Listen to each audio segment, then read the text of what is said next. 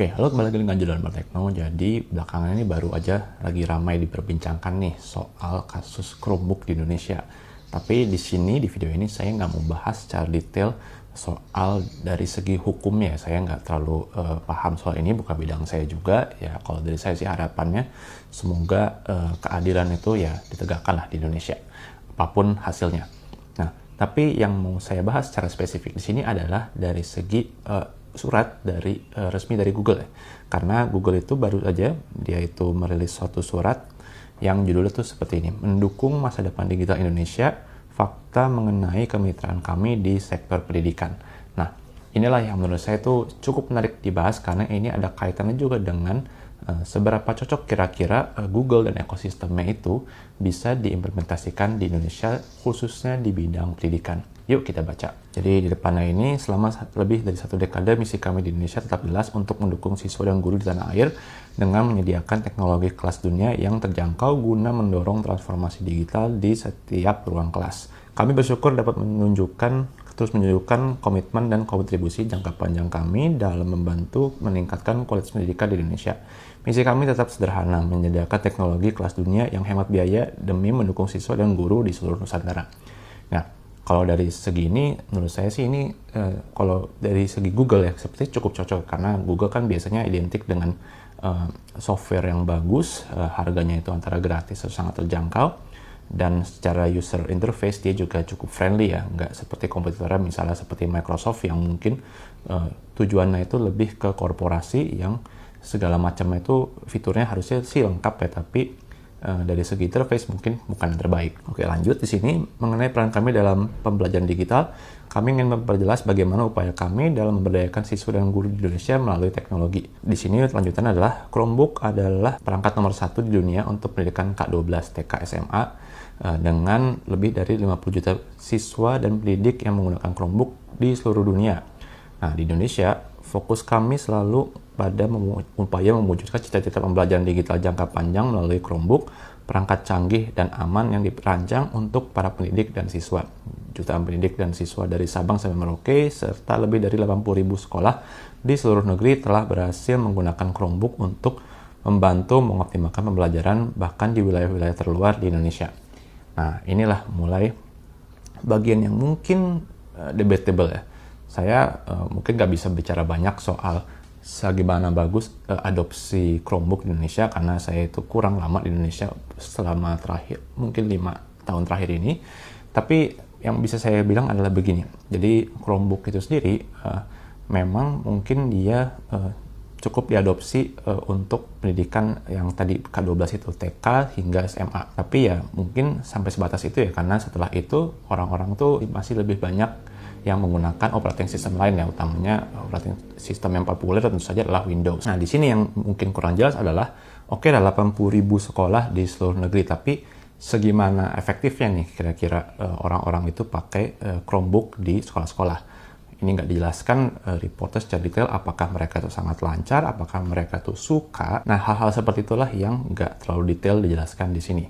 Nah, lanjut di sini. Kemampuan untuk bekerja tanpa koneksi internet atau offline merupakan fitur standar pada Chromebook. Ya, ini satu bagian ini mungkin dibahas karena salah satu hal yang paling sering dicecar dari Chromebook adalah kalau nggak online bisa ngapain gitu. Nah, ini mari kita lihat ya. Chromebook dirancang sesuai dengan realitas di ruang kelas, termasuk untuk sekolah-sekolah di daerah terpencil. Meski dioptimalkan untuk penggunaan berbasis cloud, Chromebook memiliki kemampuan untuk digunakan secara offline. Siswa tetap dapat membuat dokumen, mengelola file, serta menggunakan aplikasi yang mendukung mode offline bahkan tanpa koneksi internet sekalipun, sehingga memastikan proses belajar tidak pernah terhenti.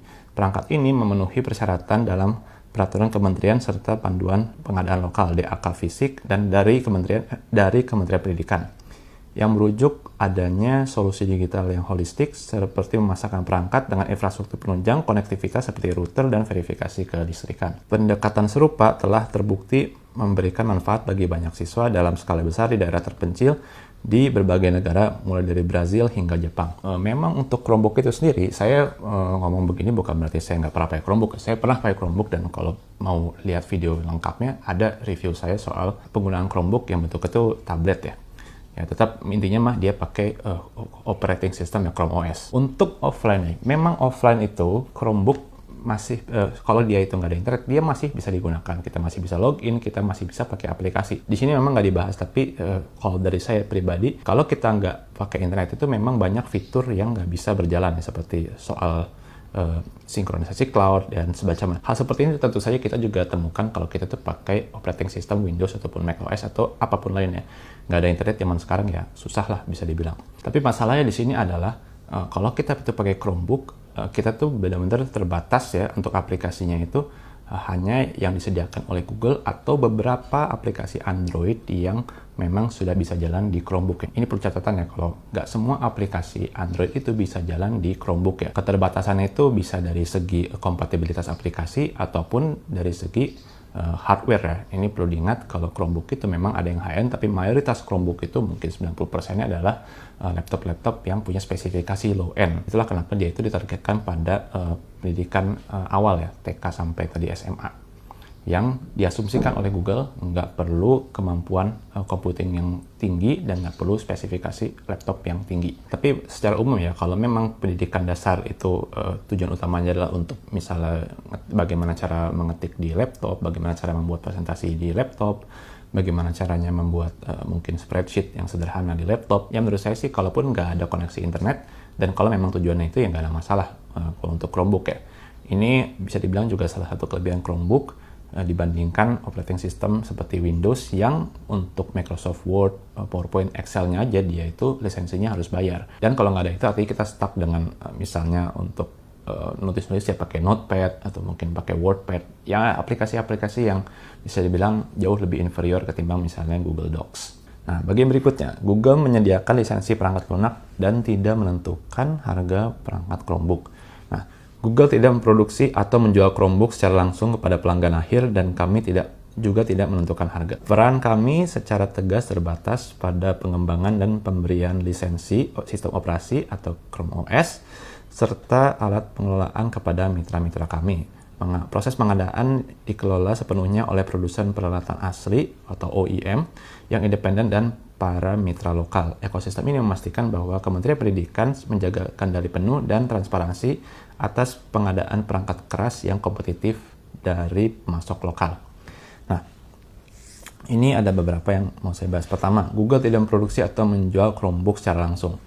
Benar, tapi sekarang ya. Jadi Google itu pernah, mereka itu punya Chromebook Pixel ya, Chromebook Pixel. Itu sempat muncul awal-awal 2000 berapa ya? 13, 14, sudah lebih dari 10 tahun lalu lah. Kemudian mungkin nggak terlalu sukses, dia mati. Ya, ini salah satu kecenderungan dari Google, di mana kalau produknya itu nggak sukses sedikit, biasanya itu langsung di-cut ya. Beda ceritanya dengan misalnya Google Pixel yang saya pakai ini, dia bisa dibilang cukup sukses sebagai HP dan sekarang tuh masih produksi. Nah, di sini bisa kelihatan juga kalau Google itu meskipun dia itu nggak menjual langsung, tetap mereka itu dapat keuntungan dari pemberian lisensi sistem operasi Chrome OS ya. Jadi di sini Google itu nggak benar-benar non-profit ya, pasti ada profit ya. Ini perlu diingat karena Google itu adalah perusahaan dan terlebih Google adalah perusahaan besar, pasti ada tujuan komersilnya, pasti ada tujuan. Dan ekosistem ini memastikan bahwa Kementerian Pendidikan menjaga kendali penuh dan transparansi atas pengadaan perangkat keras yang kompetitif dan masuk lokal. Nah, kalau dari segi ini menurut saya salah satu yang patut dipertanyakan. Mengapa begini? Saya nggak mau bahas soal politik dan kasusnya, tapi untuk manufacturer Chromebook, dari sepengetahuan saya itu masih sangat-sangat terbatas ya. Yang saya tahu itu ada Samsung, dan ada juga Asus. Acer saya nggak tahu apakah ada atau enggak. Plus juga kita nggak bisa melupakan yang pemain lokal, mungkin juga Advent, kemudian juga Axio, kemudian ada juga apalagi tuh Zyrex dan sebagainya. Tapi ya secara umum untuk Chromebook itu sendiri, dia itu biasanya masih sangat-sangat terbatas dari segi siapa yang menyediakan Chromebook apalagi di Indonesia. Bisnis laptop itu adalah bisnis yang sangat-sangat sensitif terhadap economics of scale ya. Jadi economics of scale itu sederhana adalah kalau suatu perusahaan gede itu, dia tuh biasanya bisa membuat suatu barang dengan kualitas yang sama dengan yang dihasilkan oleh suatu perusahaan kecil, tapi harganya itu bisa lebih murah atau keuntungannya bisa lebih besar. Ini dikarenakan dia itu sudah punya suatu ekosistem produksi yang sudah mapan, jadi nggak perlu lagi tuh kita tuh lagi produksi itu harus menyiapkan bagaimana balik modal untuk peralatan produksi dan sebagainya. Dan economies of scale juga bisa diartikan seperti ini. Ini minimal dari pengertian saya, belum tentu cocok banget dengan teori ekonomi, tapi begini.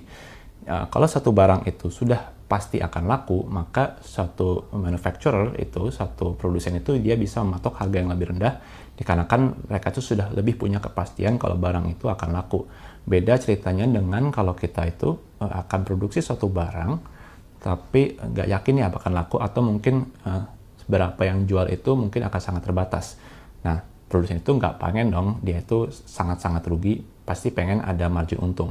Nah, supaya bisa tetap untung, harganya itu antara dinaikkan atau harganya itu bisa ditekan, tapi kualitasnya diturunkan sehingga modal untuk membuat barang itu bisa lebih rendah. Menyoal soal Chromebook ya, jadi laptop dengan operating system Chrome ya. Kalau memang semua major manufacturer laptop itu dia harus bikin Chromebook, pasti pasar juga akan terbatas dong dengan instansi-instansi yang berkaitan dengan pendidikan dasar ya, jadi TK sampai SMA tadi. Artinya unit laptop yang bisa laku juga sangat terbatas, nggak seperti Windows yang dia itu dijual untuk umum dan sudah pasti akan laku ya, meskipun ya zaman sekarang pasar laptop naik turun, tapi sudah pasti akan ada yang beli kalau laptop Windows. Udah begitu mungkin satu produsen itu dia harus mengeluarkan R&D lebih, jadi research and development yang lebih lagi untuk memastikan kalau laptop mereka itu cocok dalam mengoperasikan Chrome OS yang ada pada Chromebook. Sehingga apa efeknya? Jadi kemungkinan besar nih laptop-laptop yang akan disediakan untuk pendidikan dasar itu kemungkinan besar akan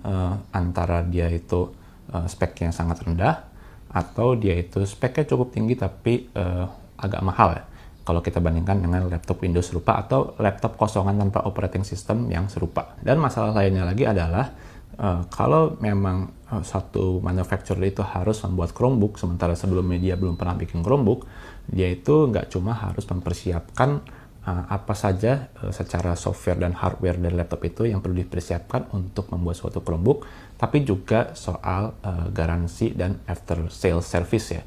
Nah, inilah yang menurut saya itu mungkin jadi concern utama ya, kalau minimal buat saya, kalau kita itu mau mengimplementasikan Chromebook di Indonesia. Kalau laptop Windows itu, saya yakin hampir semua teknisi laptop itu dia pasti bisa memperbaiki laptop Windows ya.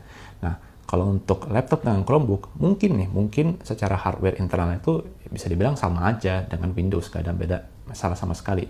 Tapi saya nggak terlalu yakin apakah semua teknisi laptop di luar sana itu, dia itu punya kemampuan troubleshooting dari segi software di Chrome OS itu, untuk mendeteksi masalah mana yang ada pada laptop kalau memang itu dia bermasalah. Ya karena masalah laptop itu kan nggak selalu soal hardware, tapi juga soal software. Dan salah satu kekhawatiran lainnya adalah begini, jadi saya nggak tahu apakah semua Chromebook itu nanti yang terbit di pasaran itu, dia itu akan menggunakan komponen standar. Jadi begini, kalau dia itu pakai misalnya hard disk drive atau mungkin SSD yang replaceable, is okay lah.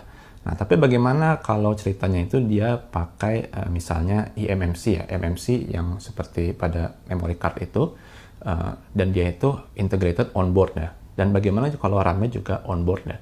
Ini jadi agak mengkhawatirkan kalau buat saya. Jadi begini, kalau siswa ya, TK, SD, SMP, SMA itu kan kita nggak tahu ya senakal apa dalam menggunakan laptop ya.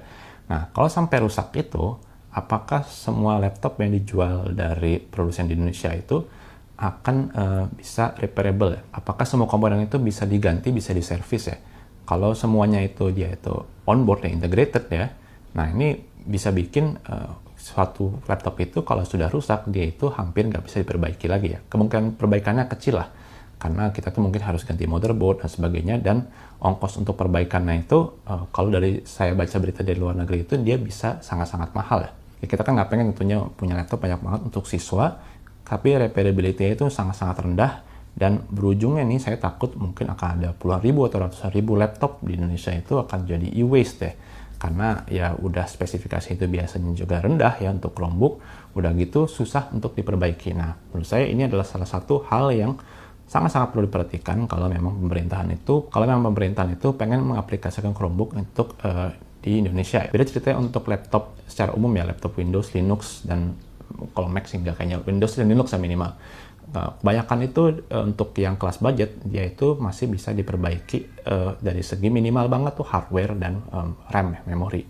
Jadi kalau kita bongkar itu ya kita bisa cabut memorinya, kemudian juga kita bisa install SSD baru atau hard disk baru, dan setelah diganti kalau memang ada kerusakan kita bisa mengoperasikan kembali laptop tersebut. Dan kalau kita bahas soal economics of scale tadi, prosesor-prosesor yang ada pada laptop yang Windows, Linux, atau mungkin laptop kosongan itu, saya yakin untuk harga yang sama itu dia bisa lebih powerful ya, dibandingkan dengan laptop dengan Chrome OS. Oke, sekarang kita mau bahas berikutnya soal Chrome Education Upgrade atau CEU adalah infrastruktur mendasar yang penting untuk keamanan jangka panjang. Nih kita baca ya.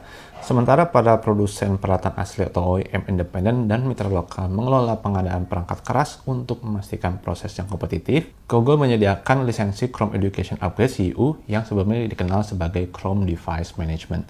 CEU merupakan pengelolaan dan infrastruktur keamanan yang sangat penting yang berfungsi untuk melindungi aset publik.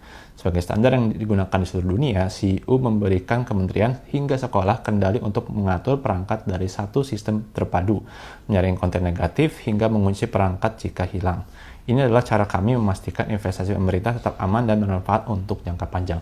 Jadi begini ya, kalau suatu komputer di organisasi itu memang idealnya seperti ini. Jadi ada suatu sistem dari administrator, dari pengelola IT-nya untuk mengelola seluruh Chromebook yang digunakan dalam organisasi tersebut ya.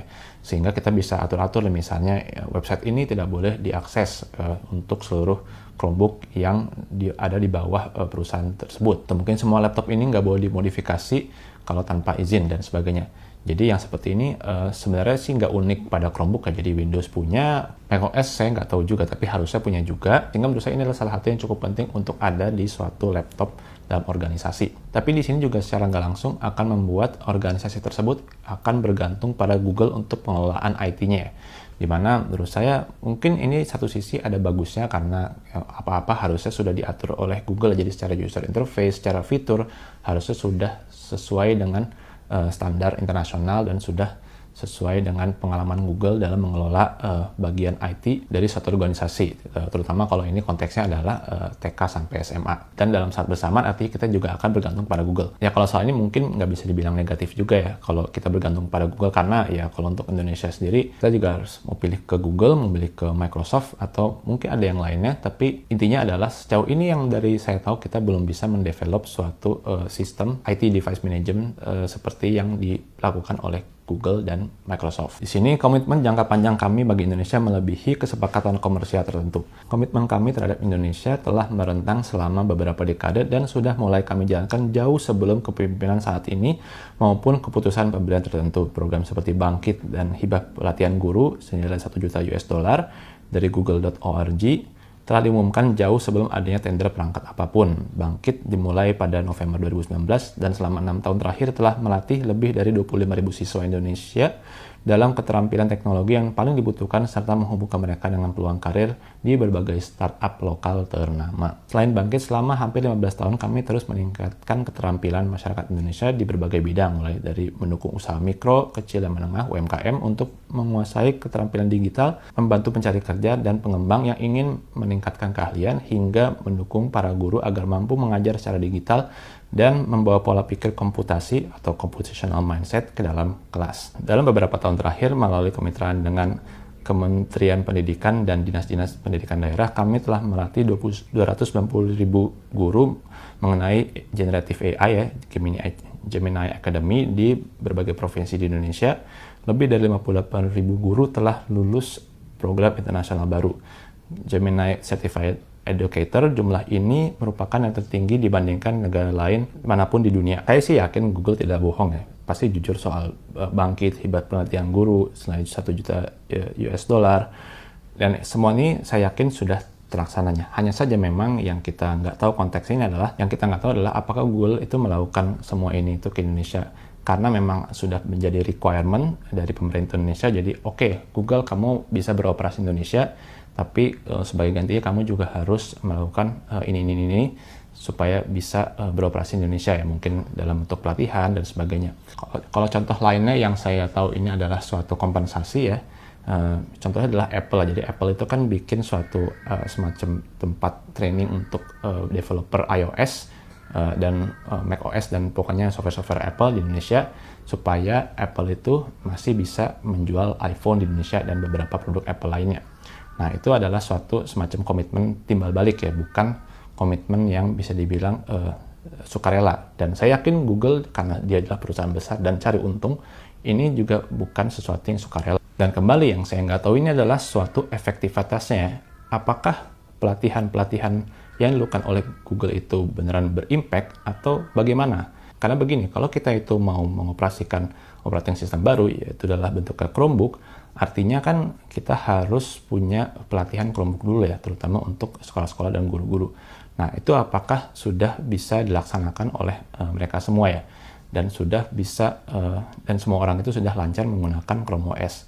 Dan menurut saya sih salah satu yang wajib supaya bisa lancar adalah dalam menggunakan operating system, kita tuh harus sering menggunakan operating system tersebut ya. Jadi ya mungkin dalam sehari-hari di kelas pakai operating system Chrome OS dan sebagainya. Nah, inilah yang saya itu sebenarnya belum terlalu yakin karena ya tidak ada transparansi soal ini ya. Mungkin kita harus lihat lembaga independen lain ya yang melakukan survei secara terpisah. Dan soal generative AI, aduh saya nggak tahu ya mau komen apa ya soal generative AI. Ya, AI memang salah satu mungkin skill penting yang perlu dikuasai belakangan ini ya. Tapi sejujurnya saya juga masih agak-agak khawatir kalau AI itu diajarkan ke guru-guru dan mahasiswa, tapi caranya mungkin kurang tepat, yang adalah orang-orang itu jadi over-reliant, terlalu bergantung kepada AI untuk menyelesaikan segala permasalahan di kehidupan mereka. Karena kalau saya perhatikan di mahasiswa zaman sekarang tuh banyak sekali yang over-reliant, sangat-sangat bergantung kepada AI ya. Jadi kalau nggak AI rasanya itu nggak pede. Dan kalau saya tanya mereka langsung, oh kan ini adalah suatu teknologi yang baru, yang bagus, yang bisa memberikan second opinion, sehingga kita tuh bisa lebih yakin, sehingga kita tuh bisa lebih yakin dengan jawaban kita. Ya itu nggak masalah, masalahnya itu adalah kalau misalnya itu generative AI itu jadinya harusnya itu dia mengerjakan sendiri PR-PR-nya, tapi ini malah pakai generative AI, jadinya mungkin rapi banget, tapi kalau ditanya langsung nggak ngerti, nah itu kan jadinya bahaya. Nah inilah menurut saya itu yang perlu dipastikan ya, apakah Google juga mengajarkan dari segi itu ya. Saya sih sebenarnya mungkin nggak sepenuhnya yakin, karena ya kalau Google itu kan dia perusahaan besar yang bisa menjalankan model AI juga, Gemini. Nah, tentu saja pengen dong user Google Gemini itu banyak banget ya. Kalau bisa mungkin melebihi ChatGPT sekalian. Nah, dari segi itulah saya nggak terlalu yakin apakah ditekankan oleh Google. Jadi bukan dari segi bagaimana caranya kita menghasilkan produk dengan AI, dengan generative AI, tapi juga bagaimana caranya kita tuh secara responsibel menggunakan AI, sehingga kita itu menggunakan AI untuk mengenhance diri sendiri, tapi juga tidak melanggar peraturan. Oke, bagian terakhir, kami berpegang teguh pada produk dan nilai-nilai yang kami junjung. Jadi Google bersama dengan perusahaan global besar lainnya dan investor institusional berinvestasi di entitas terkait Gojek antara 2017 dan 2021, di mana sebagian besar investasi Google dilakukan jauh sebelum penunjukan Nadiem Makarim sebagai Menteri Pendidikan. Wah, ini udah mulai nyentuh kasusnya nih. Nah, ini bagian apa saya kurang tahu ya, tapi kayaknya sih kalau Google minimal banget mungkin Google Maps ya, atau mungkin juga Google Cloud Service yang mungkin digunakan untuk cloud operasinya Gojek ya. Investasi pada entitas terkait Gojek ini tidak memiliki hubungan apapun dengan upaya jangka panjang kami dalam meningkatkan lanskap pendidikan di Indonesia maupun kerjasama kami dengan Kementerian Pendidikan terkait produk dan layanan kami. Kami tidak pernah menawarkan, menjanjikan, atau memberikan imbalan kepada pejabat Kementerian Pendidikan sebagai imbal balik atas keputusan mereka untuk mengadopsi produk-produk Google. Kami tetap berkomitmen untuk mendukung transformasi digital Indonesia dengan menjunjung tinggi standar transparansi dan integritas tertinggi. Ya, ini pada intinya sih untuk bagian akhirnya ini untuk menjelaskan ya, memberikan transparansi kalau Google itu nggak ikut-ikutan, nggak ada deal-dealan di belakang soal kasus yang sedang berjalan. Tapi pada intinya sih begini ya, kalau saya lihat di sini Google itu memang sudah lama di Indonesia ya. Memang sempat ada dulu tuh masalah, oh ini kok Google beroperasi di Indonesia cuma nggak ada kantor, cuma kan akhirnya mereka comply dan akhirnya juga nurut kan bikin kantor di Indonesia. Ya, jadi begitulah. Nah, kalau saya pribadi ditanya, kira-kira solusinya baiknya gimana ya? Ya, kalau saya pribadi sih sebenarnya kurang tahu juga ya, karena saya itu nggak punya data lengkapnya dan saya yakin pemerintah pun pasti punya pertimbangan tersendiri. Tapi begini, kalau dari saya pribadi, saya sebenarnya mengharapkan ada solusi yang lebih banyak melibatkan kreativitas dari anak bangsa ya. Nah, jadi begini, kan yang namanya komputer untuk pendidikan TK, SD, SMP, SMA harusnya bisa dibikin nggak terlalu ribet ya. Jadi kita itu nggak perlu misalnya punya komputer yang fitur itu banyak banget, nggak. Tapi kan yang penting punya basic, misal untuk semacam nulis dokumen, bikin PowerPoint, bukan PowerPoint, presentasi, bikin spreadsheet, kemudian juga bagaimana caranya browsing di internet, dan juga mungkin coding dengan cara mungkin pakai software-software yang open source atau pakai sesuatu yang web based ya, jadi tinggal buka browser. Jadi saya kira kalau dari segi kebutuhan komputasinya sepertinya sih tidak terlalu tinggi ya. Dari saya pribadi mungkin ada baiknya kalau solusi kedepannya, mungkin nggak saat ini, kita bisa lebih banyak memanfaatkan hal-hal yang bersifat open source ya, karena udah banyak banget open source software yang tersedia di jagat maya ini ya. Untuk operating system tentu saja ada Linux, kalau nggak mau bayar Windows, nggak mau bayar Microsoft ataupun Google ya, ataupun Apple. Kemudian juga kalau processing software itu kan ada OpenOffice, atau mungkin pakai LibreOffice dan semacamnya. Kemudian untuk device management, nah ini yang saya kurang tahu, tapi saya kira harusnya bisa anak bangsa itu mungkin bikin project sendiri untuk bikin satu sistem yang bisa memanage komputer-komputer yang berbasis Linux secara masif itu secara terpusat ya, tentunya dengan security yang bagus dan cost yang mungkin bisa diminimalisasi. Dan tentu saja software sendiri harus bisa diperbaiki, di-maintain, tidak oleh hanya yang membuat software, tapi juga vendor-vendor lain ya, atau mungkin tenaga-tenaga ahli lain di luar si developer itu sendiri. Nah, jadi dengan demikian, solusi yang perlu dipikirkan pemerintah itu hanya pertama, tadi software untuk pengelolaan komputer secara banyak, dan yang kedua adalah hardware-nya, di mana hardware itu bisa dalam bentuk laptop kosongan. Nah, laptop kosongan itu selama dia kompatibel dengan Linux, menurut saya nggak akan terlalu sulit untuk di-provide oleh banyak manufacturer komputer ya. Jadi Asus, Acer, Dell, Lenovo, HP, mungkin Xirex, Axio, Advan. Nah, saya kira kan itu semua bisa buat laptop kosongan yang bisa menjalankan operating system yang jalan di arsitektur x86 ya. Untuk distro Linuxnya mungkin antara bikin sendiri kalau memang mampu, atau ya kita bisa pilih distro Linux yang benar-benar user friendly ya. Saya dengar belakangan ini sedang ada distro Linux yang cukup populer, saya lupa namanya. Ya, salah satunya yang lagi terkenal itu namanya Zorin OS ya. Saya baca-baca itu sepertinya dia cukup user friendly dan cukup mirip dengan Windows ya. Jadi harusnya sih secara learning curve ya, secara tingkat sulit untuk belajar itu nggak terlalu sulit. Dan kalau sudah open source begini, artinya kita bisa bikin orang-orang yang baru belajar, anak-anak yang baru belajar komputer itu, dia itu tidak secara dini dari sejak awal itu harus terpaut dengan perusahaan besar seperti Google ataupun Microsoft ya. Dimana menurut saya kalau untuk software Microsoft dan Google tentu saja seperti Google Docs, Google Sheet, apalagi itu, saya lupa PowerPoint-nya apa, tapi kalau Microsoft ada Word, Excel, PowerPoint, itu mereka pasti bisa belajar sendiri begitu sudah masuk bangku kuliah ya. Misalnya untuk skripsi itu kan pasti perlu terstandarisasi, tapi kan untuk TK, SD, SMP, SMA itu kan nggak harus terstandar seperti itu. Jadi fokusnya untuk pemerintah dan para partner yang terkait itu ya lebih ke software untuk pengelolaan device secara massal supaya bisa aman dan bisa terkendali dari jarak jauh. Yang kedua adalah pengadaan hardware yang kosongan. Dan kalau yang kosongan gini, saya kira juga kelebihan lainnya adalah semua manufacturer laptop itu nggak perlu mengeluarkan biaya R&D baru untuk testing, misalnya apakah laptop ini cocok dengan OS ini, kan nggak harus ya. Oke, demikian aja video singkat dari saya, mudah-mudahan bermanfaat. Silahkan like video ini jika dirasa bermanfaat, subscribe jika ingin tinggalkan konten berteknologi lainnya saja, dan terima kasih telah menonton.